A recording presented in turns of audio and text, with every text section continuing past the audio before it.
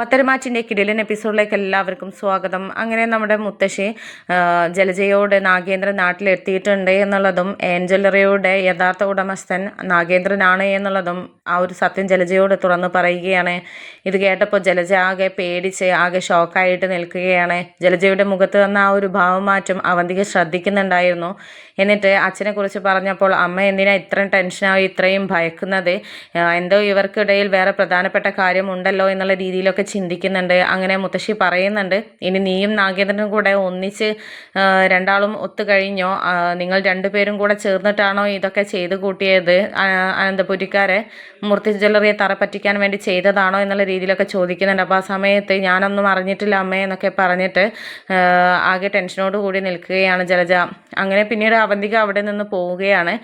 പോയതിനു ശേഷം നാഗേന്ദ്രനെ കോൾ ചെയ്യുന്നുണ്ട്. എന്നിട്ട് അച്ഛ ഇവിടെ ഒരു സംഭവം ഉണ്ടായി, അച്ഛൻ നാട്ടിലെത്തിയിട്ടുണ്ട് എന്നുള്ളത് മുത്തശ്ശി തന്നെ അമ്മയോട് പറഞ്ഞു കഴിഞ്ഞു. പക്ഷെ ആ സമയത്ത് അമ്മയുടെ മുഖഭാവം ആകെ മാറിയിരിക്കുകയും പേടിച്ച് നിൽക്കുകയുമാണ് ചെയ്തിരുന്നത്.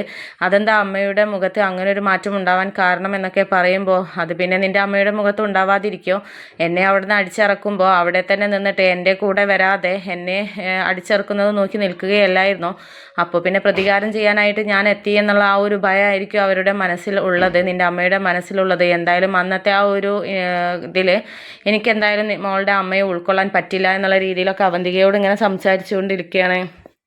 അങ്ങനെ പിന്നെ ഈ ഒരു സംശയം ജലജയുടെ മനസ്സിലും ആണെങ്കിൽ ഇങ്ങനെ ഉരുണ്ട് മറഞ്ഞുകൊണ്ടിരിക്കുകയാണ്. നാഗേന്ദ്രൻ നാട്ടിലെത്തിയിട്ടുണ്ട് എന്നുള്ളതോ, ഇനി അവന്തിക വന്ന സമയത്ത് തന്നെ ആയിരിക്കുമോ, അവന്തികയ്ക്ക് അയാളുമായിട്ട് ബന്ധം ഉണ്ടാവുമോ, അവരെ കണ്ടെത്തിയിട്ടുണ്ടാവുമോ, കാരണം അബി ജ്വല്ലറിയിലാണല്ലോ ഇപ്പോൾ ജോലി ചെയ്യുന്നത്, അപ്പോൾ എല്ലാം അറിഞ്ഞുകൊണ്ടാവുമോ എന്നുള്ള രീതിയിലുള്ള ആ ഒരു ചിന്തകളും ഒക്കെ ജലജയുടെ മനസ്സിലോട്ട് വരികയാണ്. അങ്ങനെ ഇക്കാര്യത്തെക്കുറിച്ച് അവന്തികയോട് ചോദിക്കണമെന്നും അച്ഛനെ കണ്ടിട്ടുണ്ടോ, ജ്വല്ലറിയിൽ വെച്ച് അഭി കണ്ടിട്ടുണ്ടോ എന്നുള്ളത് അവളോട് പറഞ്ഞിട്ടുണ്ടോ എന്നൊക്കെ അറിയാനായിട്ട് നമ്മുടെ അവന്തികയുടെ അടുത്തോട്ട് ജലജ പോകുന്ന സമയത്താണ് നമ്മുടെ അവന്തിക നാഗേന്ദ്രനുമായിട്ട് സംസാരിക്കുന്നത് കേൾക്കുന്നത്.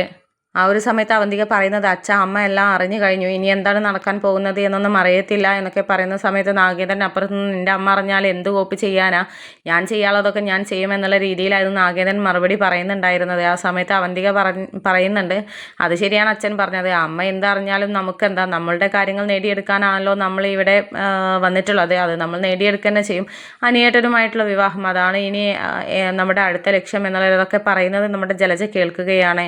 അങ്ങനെ ജലജ ആകെ ഷോക്കാകുകയാണ്. അത് ശരി, നാഗേന്ദ്രനുമായിട്ട് ഇവൾക്കും ബന്ധമുണ്ടല്ലോ, ഇവളൊക്കെ കൂടെ ചേർന്ന് തന്നെ ചതിക്കുകയാണല്ലോ, അതിനാണല്ലോ ഇവൾ നാട്ടിലെത്തിയിരിക്കുന്നത്, ഇവളെ ഇങ്ങനെ വിട്ടാൽ പറ്റത്തില്ല, അയാൾ ഇവിടെ കയറി കഴിഞ്ഞാൽ പിന്നെ എന്നെ അംഗീകരിക്കാനോ ഒന്നിനും പോകുന്നില്ല, ഇവിടെ കുളം തോണ്ടാനായിരിക്കും വരിക, അപ്പോൾ പിന്നെ ഇവിടെ കയറി പറ്റി കഴിഞ്ഞാൽ എനിക്കൊരു സ്ഥാനം ഉണ്ടാവില്ല, എന്നെയും അടിച്ചിറക്കുകയായിരിക്കും ചെയ്യുക, കാരണം ഞാൻ അച്ഛൻ്റെ കൂടെ നിന്നിട്ട് അയാളെ തള്ളിപ്പറയുകയും അയാളെ ഇറക്കിടാൻ കൂട്ടു നിൽക്കുകയുമാണല്ലോ ചെയ്തിരുന്നത്, അതുകൊണ്ട് എന്നോട് പ്രതികാരം ചെയ്യുന്നുള്ളത് ഉറപ്പാണ്, അതുകൊണ്ട് ഇവളെയും ശ്രദ്ധിക്കണം, ഇവളെ ഇപ്പോഴേ വിലക്കിയിട്ട് എൻ്റെ ഭാഗത്തേക്ക് കൊണ്ടുവന്നേ പറ്റൂ എന്നുള്ള ആ ഒരു ചിന്ത ജലജയുടെ മനസ്സിലോട്ട് വരികയാണ്.